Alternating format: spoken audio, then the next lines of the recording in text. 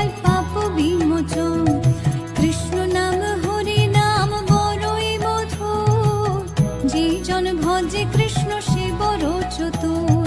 ব্রহ্মায়াদি দেব যারে ধ্যান নাহি পায়, সে ধনে বঞ্চিত হলে কি হবে উপায়।